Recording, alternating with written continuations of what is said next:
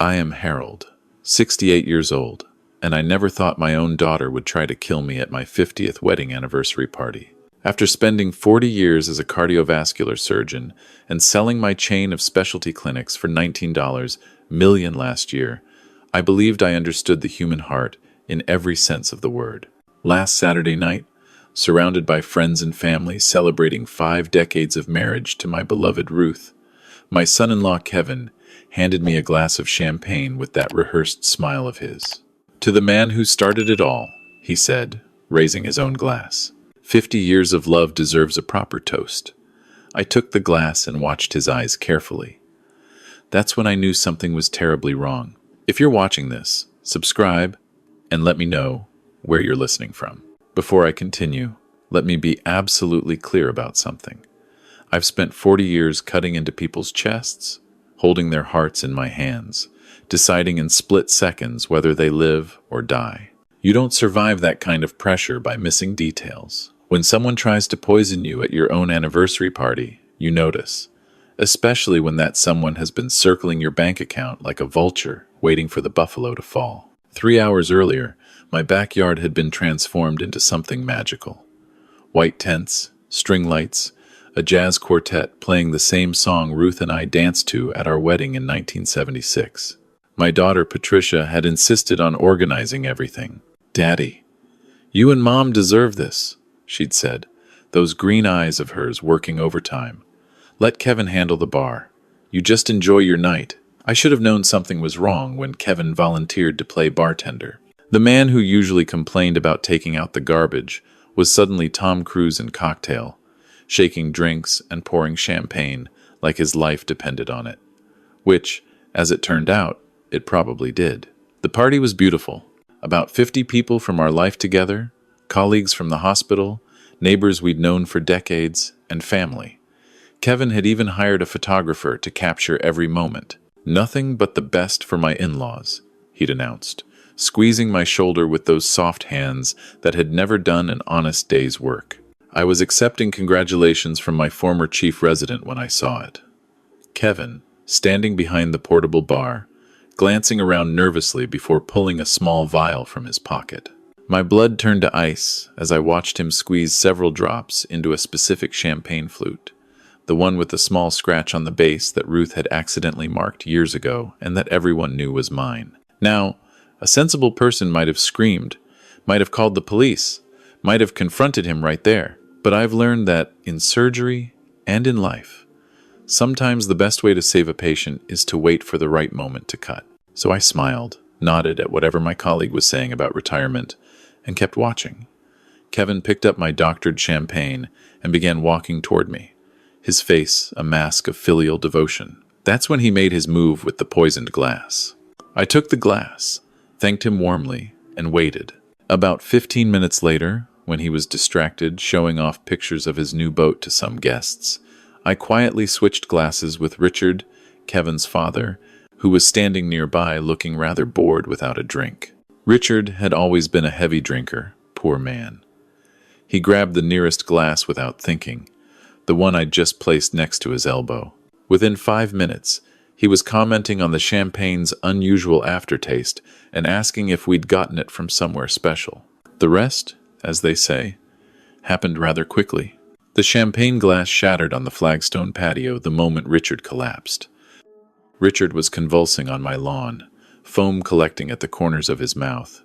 And all I could think was, well, that wasn't supposed to happen to him. I knelt beside Richard while Kevin stood frozen, his face cycling through emotions like a slot machine that couldn't decide where to land. Ruth was screaming for someone to call 911. Patricia rushed over, but I caught something in her expression. A quick glance toward Kevin that lasted just a fraction too long. "What happened?" Patricia demanded, pushing through the small crowd that had gathered.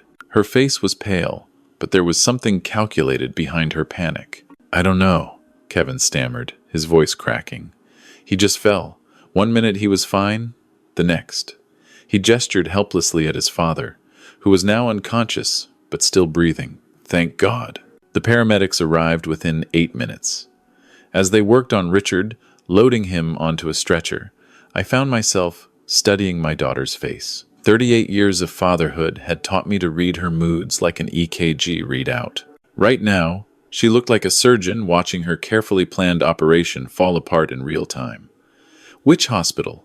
I asked the lead paramedic. "Memorial General. Are you family? Close friend?" I said, glancing meaningfully at Kevin, who was too busy hyperventilating to notice. "I'll follow in my car." Patricia stepped forward quickly. "Dad, you don't need to do that. Stay here with Mom. We'll handle everything. You should enjoy the rest of your party." How thoughtful. Keep the target at home while they figured out what went wrong with their little plan. "Nonsense," I said firmly. "Richard is family. I'm coming."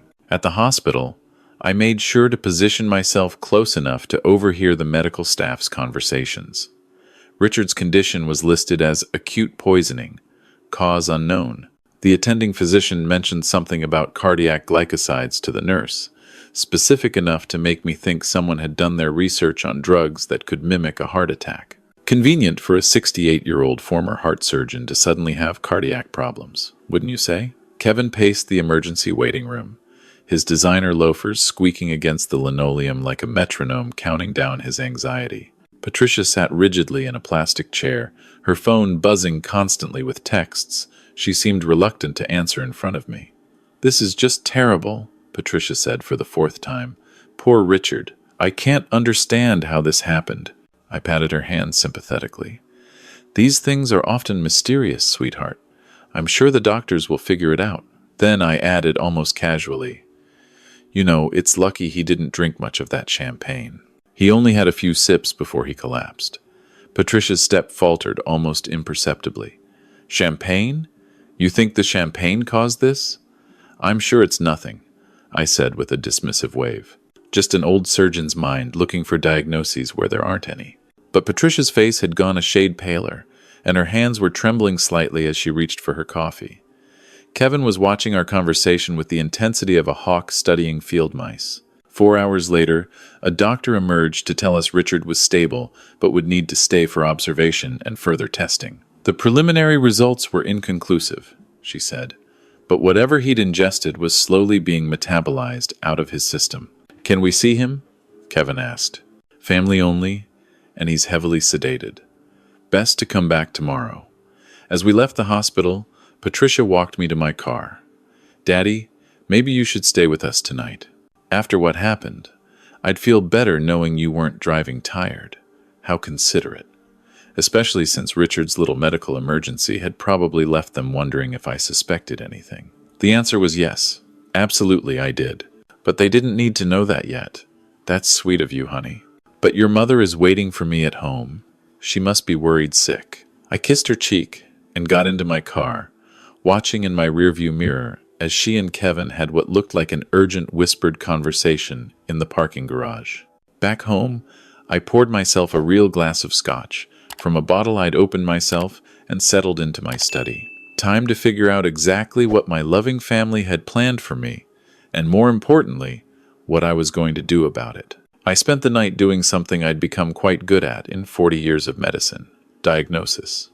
Not the kind you do with lab tests and imaging, the kind you do with a clear memory and a suspicious mind. Richard's poisoning wasn't random, and it certainly wasn't an accident. Someone had planned to kill me at my own anniversary party, probably hoping to make it look like a heart attack. At 68, with my medical history known to everyone, those things happen. No one questions a retired surgeon's heart giving out from the excitement of celebrating 50 years of marriage. But why? That was the $19 million question, wasn't it? I made coffee at 4:30 inches the morning, and sat at my kitchen table with a legal pad, writing down everything I knew about Patricia and Kevin's financial situation. It wasn't pretty. Kevin's real estate development company had been hemorrhaging money since the market correction 2 years ago. Patricia's interior design business was more Instagram posts than actual income. They lived extravagantly, far too extravagantly for their actual earnings. Their mortgage on that ridiculous house in Westchester was 4 times what they could reasonably afford. The Range Rover and Tesla in their driveway weren't paid for. Kevin's golf club membership alone cost more than most people's monthly rent. I'd helped them, of course. What father wouldn't? A few thousand here and there, when Patricia mentioned they were going through a rough patch. The down payment on the house when she cried about wanting her kids to grow up in a good school district. Private school tuition for my grandchildren, when Kevin insisted public schools weren't safe enough. Looking at my financial records, I'd given them nearly $350,000 over the past 7 years. Gifts, I'd called them. Investments in my grandchildren's future, never loans. That would have been awkward. But now I was wondering if they'd seen those gifts differently. Less like fatherly generosity and more like appetizers before the main course of an inheritance they couldn't wait to devour. The phone rang at 7:15. Patricia, calling to check on me. "Daddy, I couldn't sleep all night, thinking about you and Mom," she said, her voice heavy with concern. "After what happened to Richard, I just worry. You're not as young as you used to be. You didn't feel dizzy or anything at the party, did you?" How thoughtful of her to check whether her poison had found its intended target. "Not at all, sweetheart. I feel fine, strong as an ox. Have you heard anything more about Richard? The doctors think it might have been some kind of allergic reaction combined with his blood pressure medication. You know how he is with mixing pills and alcohol. Richard Morrison was many things, but careless with medication wasn't one of them. The man was a retired pharmacist, for God's sake. He organized his pills like a military operation." "That's such a relief," I said. "I was worried it might have been something at the party. That would have been terrible." "Oh, no, definitely not," Patricia said quickly. "The doctors were very clear it wasn't food poisoning or anything like that. Just one of those things that happen when you get older." Interesting how quickly she wanted to shut down any investigation into what happened at my house, almost as if she was worried someone might test the remaining champagne. After hanging up, I walked to my garage and looked at the champagne bottle Kevin had opened for the toasts, still half full, sitting where I'd quietly hidden it in a cooler. I wondered what would happen if I had it tested at a toxicology lab. Not that I needed proof for myself. I knew what I'd seen, but evidence might be useful later. My doorbell rang at 9. Patricia stood on my front porch, holding a casserole dish, and looking every inch the concerned daughter. "Brought you and Mom some breakfast," she said, kissing my cheek. "You probably didn't eat much yesterday after everything that happened." I let her in and made fresh coffee while she arranged the food on plates. Watching her move around my kitchen, opening cupboards she'd known since childhood, reaching for silverware without asking where it was kept, I felt a strange grief. This was still my little girl, the one who used to bring me crayon drawings and proudly display her report cards on my refrigerator. When had that girl turned into a woman who stood by while her husband tried to murder her father? "How are you holding up, Daddy?" she asked, settling across from me at the breakfast table. "Oh, you know me. Takes more than a little excitement to rattle these old bones." She smiled, but it didn't reach her eyes. "That's what I was afraid of." An odd thing to say. I sipped my coffee and waited. "The thing is," Patricia continued, picking at a muffin, "Kevin and I have been talking about your situation." "My situation? You're 68 years old, Daddy. Living in this big house with just Mom. All that money from selling the practice." She gestured vaguely around the kitchen. "It just seems like a lot for two people to manage, especially with Mom's memory issues." Ruth's memory was fine. She'd forgotten where she put her reading glasses once last month, and suddenly Patricia was diagnosing dementia. "I appreciate your concern, sweetheart," I said, keeping my voice light.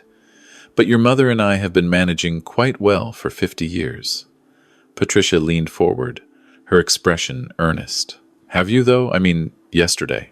What if that had been you who collapsed? What if you'd had a heart attack and no one found you for hours? At your age, with your history of high blood pressure." The audacity was breathtaking. She was using their failed murder attempt as an argument for why I needed their protection. "Patricia, Richard collapsed at a party with 50 witnesses, and paramedics arrived in minutes. I'd hardly call that a cautionary tale about living alone. That's not what I meant." She ran her fingers through her hair, a gesture I remembered from her teenage years when she was about to ask for something she knew I'd refuse. "Look, Kevin and I have been doing some research. There are some really nice communities for active seniors. Places where you and Mom would have people around, activities, medical staff on site. The assisted living pitch. How convenient that they'd already been researching options for me. How thoughtful, I said. I suppose you have something specific in mind. Actually, yes. She pulled out her phone and showed me a glossy website, Golden Horizons. It's only 30 minutes from our house, so we could visit all the time. They have tennis courts, a pool, cultural programs. It's more like a resort than a retirement community. I studied the pictures of smiling elderly couples playing shuffleboard and doing Tai Chi. Everyone looked so peaceful and content, probably because they were completely isolated from the outside world. The only thing is, Patricia continued, there's usually a waiting list, but if someone wanted to move in quickly, they'd need to pay the full entrance fee up front. It's significant, about $600,000 for a couple, but it covers everything: housing, meals, medical care for life. $600,000. That would make a nice dent in my liquid assets, wouldn't it? And once Ruth and I were safely tucked away in Golden Horizons, who would have power of attorney over the remaining $18 million? Who would be making decisions about our care and our money? It sounds lovely, I said. But you know, your mother and I are quite happy here. This house holds so many memories. Daddy, memories are wonderful, but they can't call 911 if you fall down the stairs. The gentle concern in her voice made my heart ache. If I hadn't seen what I'd seen last night, I might have actually considered her suggestion. A loving daughter worried about her aging parents, wanting to make sure they were safe and cared for. It would have been touching. Instead, it was terrifying. I'll think about it, I said finally. It's a big decision. Patricia's relief was visible. Of course. Take all the time you need. Maybe we could drive out there next week, just to look around? Maybe. I stood up and began clearing the breakfast dishes. You know, I should call Richard's doctor today. Make sure he's improving. Actually, Daddy, Kevin asked me to tell you that his father probably needs rest for a few days. The doctor said visitors might be too stimulating while he recovers. How convenient. Keep me away from the victim until the evidence was out of his system and he couldn't remember details clearly. After Patricia left, I sat in my study and thought about timing. They'd waited until after I sold the practice to make their move. Smart. If I'd died a year ago, my $19 million would have gone to Patricia in my will anyway. But as a gift from a living person, it would face different tax implications. Killing me now, especially if they could manufacture signs of declining mental capacity first, would give them grounds to challenge any recent changes to my estate plans. The phone rang. My attorney, Victor Chen, returning a call I'd made earlier. Harold, good to hear from you. How was the anniversary party? Eventful, I said. Victor, I need to see you immediately. It's urgent. Is everything all right? I looked out my study window at the garden Ruth had planted when we first moved into this house 40 years ago. The roses were blooming beautifully, tended by a woman who apparently couldn't be trusted to manage her own life. I'm not sure, I said, but I think I'm about to find out. Victor Chen had been my attorney for 25 years, which meant he'd seen me through building my medical practice, negotiating the sale, and every major decision since. A sharp, meticulous man who kept his emotions carefully hidden, Victor was exactly the kind of lawyer you wanted when you suspected your family was trying to kill you. His office was downtown, all glass and modern furniture, designed to project success. I'd always felt confident here, surrounded by legal volumes and the subtle hum of professional competence. Tell me everything, Victor said after his assistant brought us coffee and closed the door. I told him every detail from the party, Richard's collapse, Patricia's visit this morning. Victor listened without interruption, occasionally making notes on his tablet. You're certain about what you saw? He asked when I finished. As certain as I am that I performed my first bypass surgery. I know what I saw. Victor leaned back, tapping his pen against his chin. The problem is proving intent. Kevin could claim he was adding something harmless to the champagne, a dietary supplement, a joke substance, something personal. Without testing the remaining champagne and proving it contains a toxic compound, we have no evidence of attempted murder. Then let's test it. If we find poison, we have proof he tried to kill someone. But we still can't prove he intended to kill you specifically, Victor said. He could claim he was targeting his own father for insurance money, or that it was meant for someone else entirely. I hadn't considered that angle. So, even with proof of poisoning, they could escape a murder charge? Potentially. But Harold, there's something else we need to discuss. Victor's expression grew serious. If they're willing to kill you for your money, they might try other approaches first. Legal challenges to your competency, for instance. On what grounds? Your age, living in a large house, the stress of retiring from medicine. If they can establish a pattern of declining judgment or mental capacity, they could petition for guardianship. Once they control your person, they control your assets. The assisted living suggestion suddenly made more sense. Get me isolated, surrounded by medical professionals who might be willing to document signs of confusion or dementia, especially if those professionals were being paid well for their observations. What do I need to do? Victor opened a file on his computer and pulled up several documents. First, we document your current mental state. I'll arrange for you to be evaluated by a geriatric psychiatrist, someone who specializes in competency assessments. Get that on record immediately. Someone I trust completely. And then we get creative with your estate planning. Victor's smile was razor sharp. If Patricia and Kevin want to play games with your money, let's make sure they're playing by your rules. We spent the next 3 hours going over options. Trust structures that would make it impossible for anyone to challenge my decisions. Medical directives that specified exactly who could and couldn't make healthcare choices on my behalf. Financial arrangements that would trigger automatic audits if anyone attempted to access my accounts without proper authorization. There's one more thing, Victor said as I prepared to leave. Given what you've told me about last night, I think you should consider your personal safety.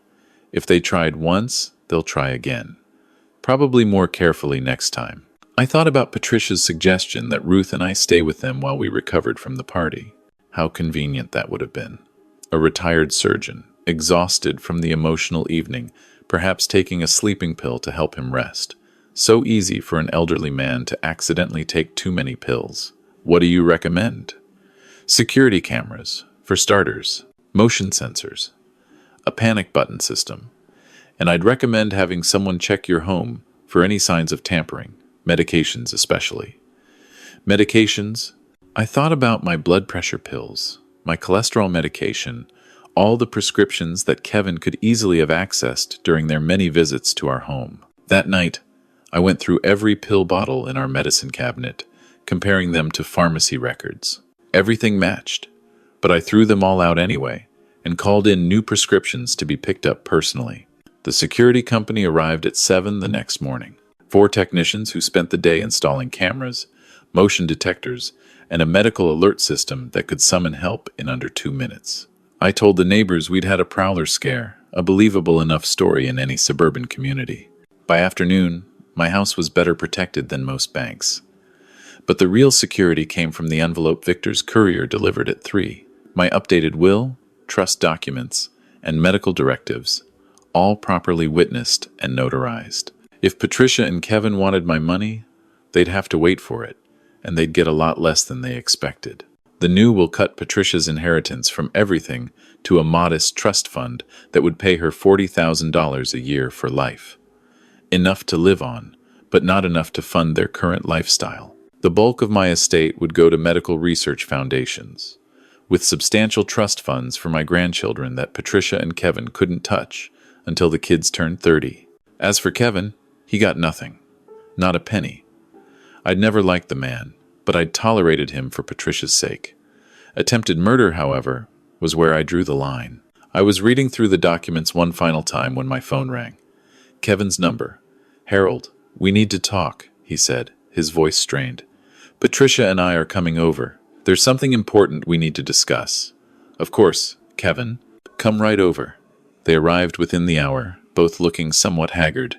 Kevin's usual confident swagger was noticeably absent. Patricia looked like she hadn't slept in days. "Daddy, we've been thinking about what happened at the party," Patricia began, settling onto my living room sofa. "With Richard's collapse and everything." "Yes? Well, it's just that we feel terrible about having the party here. If something at our house caused him to get sick." She trailed off, dabbing at her eyes with a tissue. I watched this performance with professional appreciation. Patricia had clearly been rehearsing. I'm sure it wasn't anything from our house, sweetheart. But what if it was? Kevin leaned forward, his knee bouncing with nervous energy. What if there was something wrong with the champagne? Harold, I'd never forgive myself if we'd accidentally put you in danger. Here it came, the setup for whatever they'd planned next. The point is, Patricia said, we think it might be better if we took care of you and Mom for a while. Just until we're sure everything is safe. Took care of us? You could stay with us, Kevin said. Just temporarily, until we figure out what happened. We have plenty of room. I let the silence stretch, watching their faces. Patricia looked genuinely worried, but there was something calculated behind her concern. Kevin looked like a man whose closing deal was slipping away. That's very thoughtful, I said finally. But your mother and I are perfectly safe here. Are you, though? Kevin's voice took on an edge. You're almost 70, Harold. Ruth is showing signs of memory problems. What if something happens, and no one finds you for days? The same argument Patricia had made yesterday. They were working from a script. What if one of you has a fall? Patricia added. Or a stroke? Daddy, at your age, anything could happen. At my age, as if 68 meant I was already dead and just hadn't noticed yet. You know, I said thoughtfully, you're absolutely right. Anything could happen at my age. That's exactly why I spent yesterday updating my will. The temperature in the room dropped about 20 degrees. Your will? Kevin's voice was carefully controlled, but I could see the panic in his eyes. Oh, yes. It's amazing how a brush with mortality, even someone else's, makes you think about these things. I realized my old will was terribly outdated. Patricia's face had gone pale. What kind of updates? I smiled at her, the same smile I'd used when she was 8 years old and I'd caught her lying about breaking her mother's favorite vase. Oh, just some adjustments to reflect my current priorities. You know how these things go. The silence that followed was suffocating. I could practically hear their minds racing, trying to figure out how badly their plans had just been derailed. Well, Kevin said finally, his voice tight, I'm sure whatever you decided was for the best. I think so too, son. They left shortly after, promising to check on us soon. I watched from my security monitor as they sat in their car, in my driveway, for 15 minutes, having what looked like a very heated conversation. Patricia kept gesturing angrily while Kevin repeatedly checked his phone.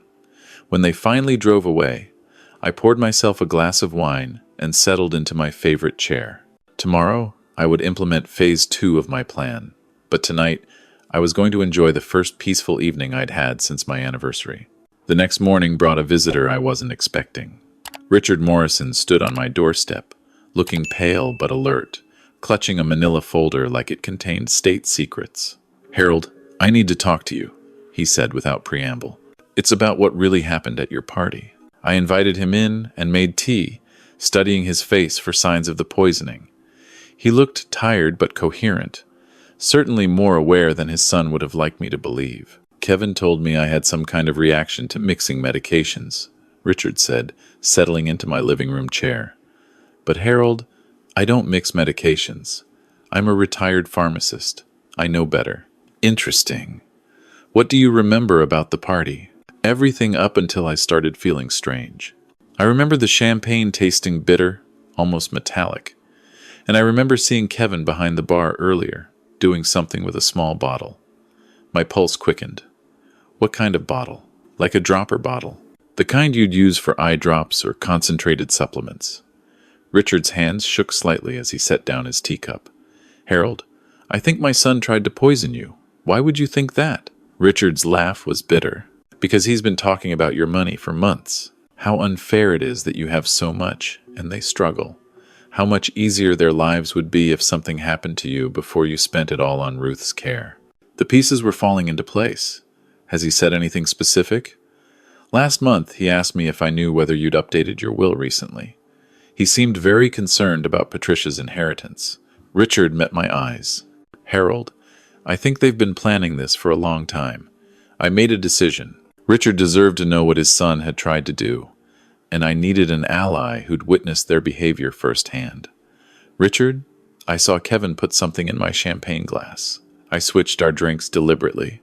The color drained from his face. He tried to kill you, and I almost died instead. Yes. We sat in silence for a moment, processing the magnitude of what had happened. What are you going to do? Richard asked finally. I'm going to give them exactly what they want, I said. Just not the way they expect to get it. Richard raised an eyebrow. What does that mean? It means your son and my daughter are about to learn that some games have higher stakes than they imagined. After Richard left, I made a phone call to an old colleague. Dr. Sarah Martinez ran a private toxicology lab that occasionally consulted on forensic cases. We'd worked together when I served as an expert witness in malpractice suits. Harold, Sarah's voice was warm through the phone. I heard about your retirement. Congratulations. Thank you, Sarah. I need a favor, a confidential one. What kind of favor? I need you to test a champagne sample for cardiac glycosides, specifically degoxin, or oleandrin, and I need the results documented in a way that would hold up in court. There was a pause. Harold, are you in some kind of trouble?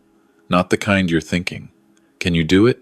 Bring me the sample. I'll have results within 48 hours.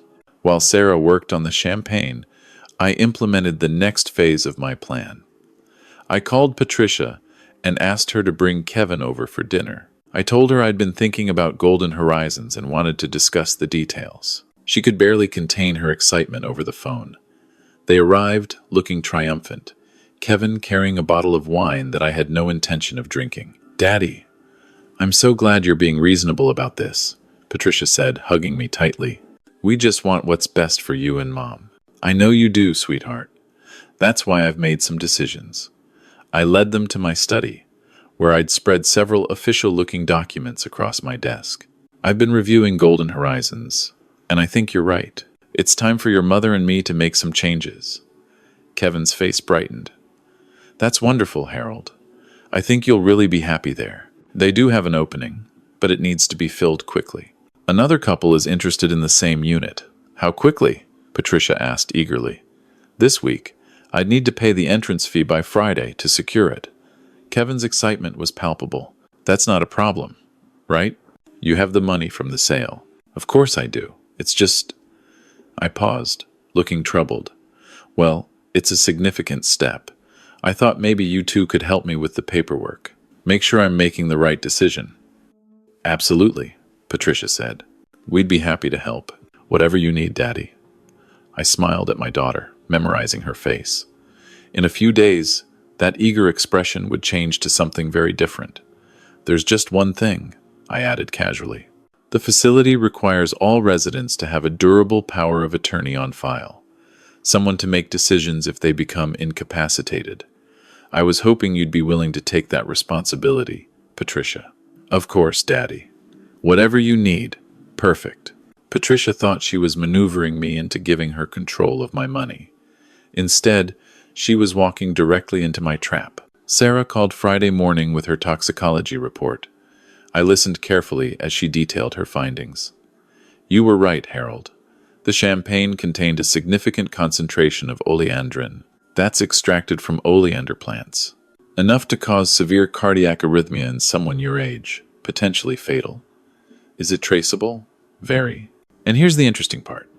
Oleandrin isn't something you can buy at a pharmacy. Someone would have to extract it themselves or obtain it through very specific channels.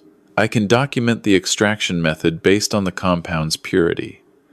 Anything else? Yes. I found a fingerprint on the bottle that doesn't match yours or your wife's. I'd need a comparison sample to identify it, but it's preserved in my evidence log. My blood ran cold, but I kept my voice steady.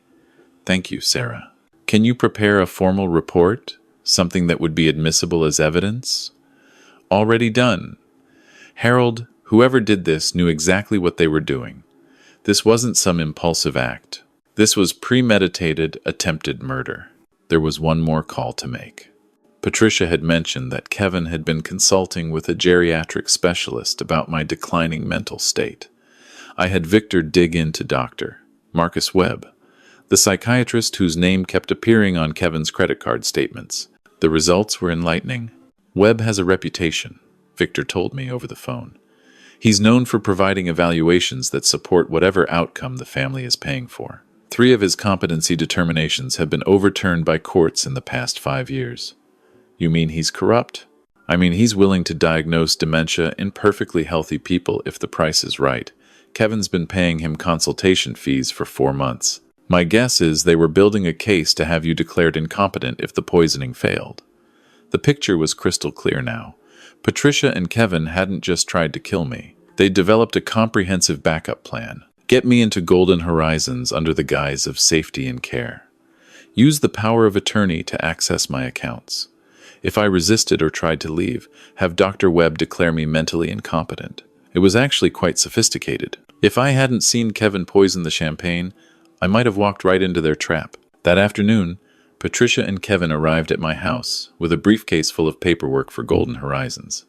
They spread the documents across my dining room table like generals planning a campaign. This is the admission contract, Kevin explained, pointing to a thick stack of papers. And this is the financial disclosure form. It lists all your assets so they can calculate your monthly fees. It's very thorough, I observed, scanning the documents. They wanted access to every account, every investment, everything. The power of attorney paperwork is here, Patricia added, sliding another document toward me. It's pretty standard. Just gives me the authority to handle your financial affairs if you can't. I read through the power of attorney document carefully. It was far more comprehensive than Patricia had indicated. With this signature, she'd have immediate access to my bank accounts, investment portfolios, and the authority to make any financial decisions on my behalf. This seems quite broad, I said. Do I really need to give you this much control? Daddy, it's just a precaution, Patricia said. The facility requires it, and honestly, at your age, it's good to have someone younger handling complicated financial matters. At my age, there was that phrase again. What if I change my mind about Golden Horizons? I asked. Can this be revoked?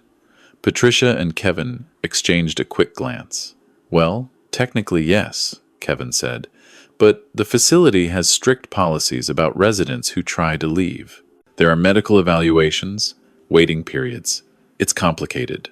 Of course it was. Once I signed these papers and moved to Golden Horizons, they'd control my money and could make it very difficult for me to leave, especially if Dr. Webb was standing by to certify my incompetence. I need to think about this overnight, I said, gathering the papers. It's a big decision. Kevin's face fell. Harold, remember, we need to submit everything by tomorrow, if you want the unit. I understand. I'll have an answer for you in the morning. That evening, I called a contact I'd maintained from my days testifying in medical malpractice cases, Detective Angela Reyes with the county prosecutor's office. We'd worked together on several cases involving fraudulent medical practices. Dr. Morrison, she said warmly, it's been a while. What can I do for you? Angela, I need to report an attempted murder, and I have evidence. Friday morning arrived overcast and humid, the kind of weather that made everything feel oppressive. Perfect for what I had planned. Patricia and Kevin arrived at 9 sharp, both dressed professionally, as if attending a business closing, which, in a way, they were. Have you decided, Daddy? Patricia asked, settling into my living room with barely contained excitement.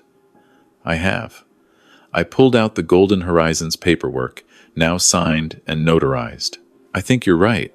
It's time for your mother and me to start this new chapter. Kevin's relief was palpable. Harold, this is the right decision. You won't regret it. I'm sure I won't. And Patricia, I've signed the power of attorney papers as well. Patricia's hands actually trembled as she took the documents. Oh, Daddy, thank you for trusting me. I smiled at her. I'm sure you'll take good care of everything. We spent the next hour going over financial paperwork. Kevin had a laptop open, furiously typing as I provided account numbers and routing information. Every few minutes, he'd share a meaningful look with Patricia, like children who couldn't believe their birthday had come early. There's just one more thing, I said when we'd finished. I need to sign some additional documents with my attorney before the transfer is official. Something about tax implications for large transactions. Of course, Patricia said. Do you want us to drive you to his office? Actually, he's coming here. Victor should arrive any moment. As if on cue, the doorbell rang. But it wasn't Victor Chen standing on my porch. It was Detective Angela Reyes, accompanied by two uniformed officers. "Dr. Morrison," she said formally, "we need to speak with you about an incident that occurred at your home last week." Kevin stood up quickly. "What kind of incident?"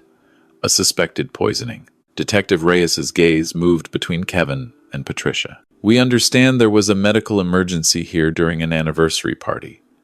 Patricia's face had gone very pale. "That was my father-in-law. He had a reaction to his medications. The hospital said it wasn't serious." "Actually, Mrs. Chen, that's not what our investigation revealed." Detective Reyes pulled out a folder. "The toxicology report shows Mr. Morrison Sr. ingested a significant dose of oleandrin. That's a cardiac glycoside extracted from oleander plants. It's not a medication. It's a poison." The silence in my living room was deafening. "We also had the champagne bottle from that evening tested," the detective continued. "It contained the same oleandrin compound. Someone deliberately contaminated that champagne." Kevin was staring at Patricia with an expression of dawning horror.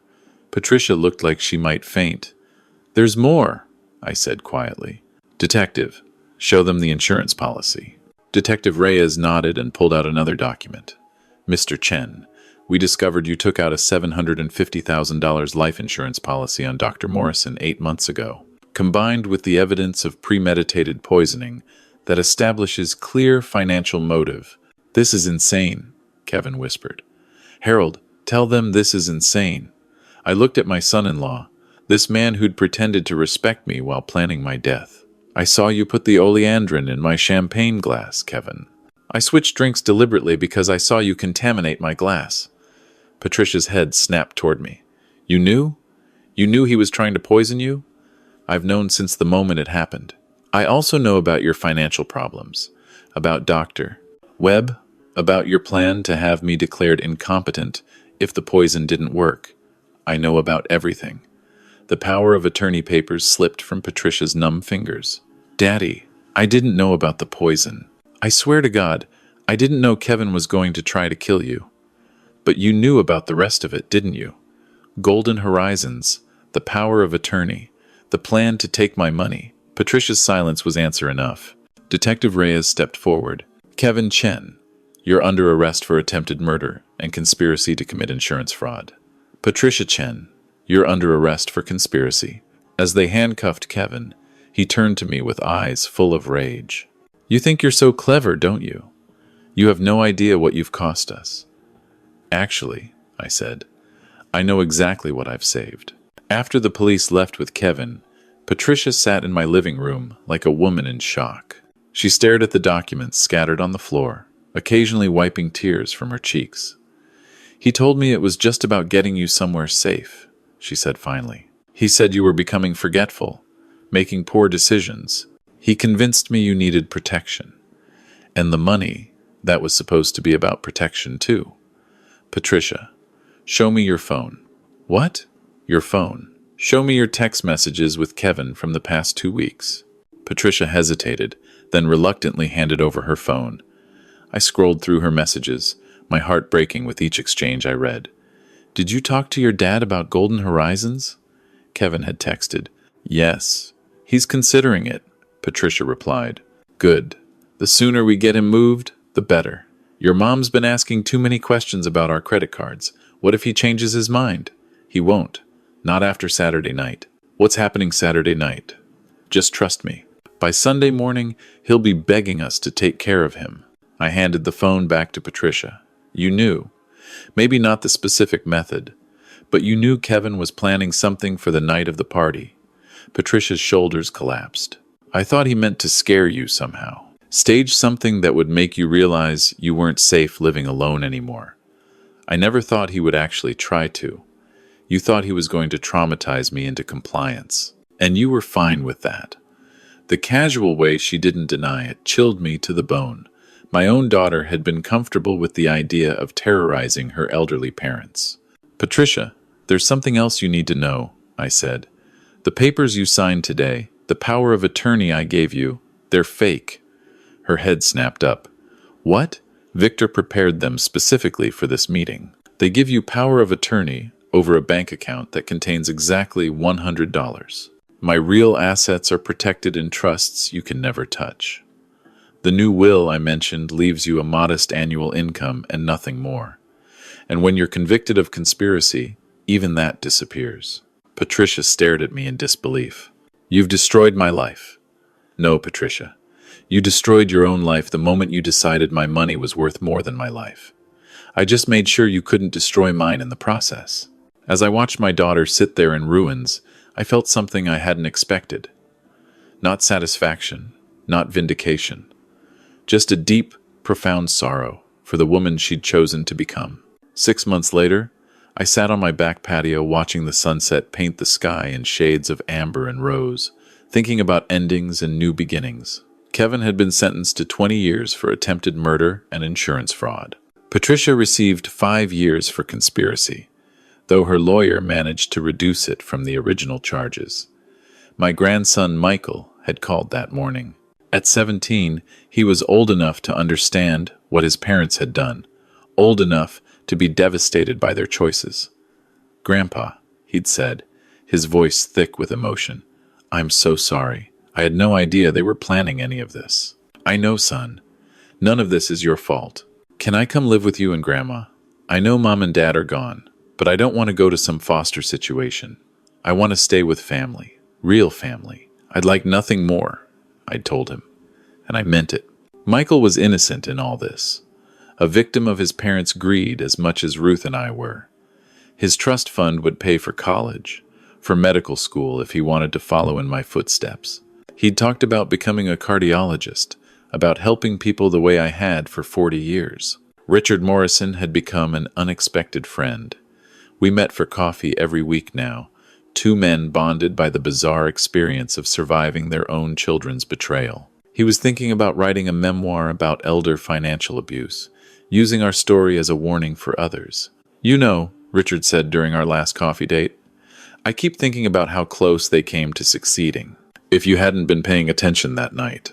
"They never had a chance," I replied. "I've spent 40 years reading vital signs, watching for the subtle changes that mean life or death. The only difference this time was that the patient trying to die was me."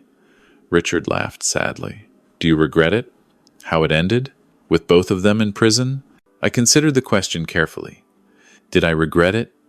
Patricia was my daughter, the child I'd raised and cherished, but she was also a woman who'd been willing to watch her father be murdered for money. "I regret that it was necessary," I said finally. "But I don't regret protecting myself and Ruth. That's what 50 years of marriage means. You protect each other, even from your own children." The doorbell interrupted my sunset reverie. Through the security camera, I could see Victor Chen standing on my porch, holding a folder and looking pleased with himself. "Victor, what brings you by?" "Good news," he said, settling into my living room. "The insurance company has voided Kevin's policy on your life.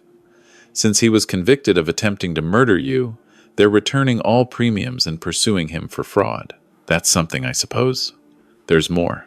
Patricia and Kevin's creditors are seizing all their assets to pay their debts. That includes the house you helped them buy. The court is asking if you want to make an offer. I thought about their house in Westchester, with its marble countertops and home theater. All those beautiful things they'd wanted so desperately. "No," I said. "Let someone else have it. Someone who earned it honestly." Victor nodded and pulled out another document. Final item. "The trust funds for Michael and your granddaughter Emma are fully established. They'll receive their inheritance at 30, with educational expenses covered immediately. No one can touch that money except them. Thank you, Victor, for everything." After he left, I poured myself a glass of wine and sat on my patio, watching the stars emerge one by one. At 68, I'd learned that money reveals character more clearly than any other test. Unfortunately, it had revealed the worst in my own daughter. But I'd also learned something else. I was stronger than I'd ever given myself credit for, sharp enough to see through their schemes, tough enough to stop them, and resilient enough to build a new life that included the family members who deserved to be in it. My phone buzzed with a text from Michael. Grandpa, I got accepted to Johns Hopkins pre-med, just like you always hoped. Can't wait to tell you everything when I get home. I smiled, typing back. Congratulations, son. I'm so proud of you. We'll celebrate tonight. Maybe that was the real victory. Not stopping Patricia and Kevin's scheme, but ensuring that the next generation would have a chance to choose differently. Michael would grow up understanding that money was a tool for helping others, not a prize to be stolen from family. That love meant sacrifice and support, not exploitation and greed. I'd started this story talking about a failed poisoning at my anniversary party, but really, it was about something much more important. The difference between being old and being weak. I might be 68, but I was far from weak, and anyone who tried to test that theory would learn, as Patricia and Kevin had, that underestimating a sharp old man is a very expensive mistake. Sometimes the best revenge is simply living well and making sure the people who wronged you can't enjoy the fruits of their schemes. I'd accomplished both, and I'd sleep peacefully tonight, knowing it. After 40 years of surgery, I learned that the heart is just a muscle, but character is what truly keeps us alive. Age teaches wisdom to those who pay attention, and family isn't defined by blood, it's defined by loyalty. The greatest gift I can leave my grandchildren isn't money. It's the example of how to live with integrity. Thanks for listening to my story. Don't forget to subscribe and share your own experiences in the comments below. Your voice matters here.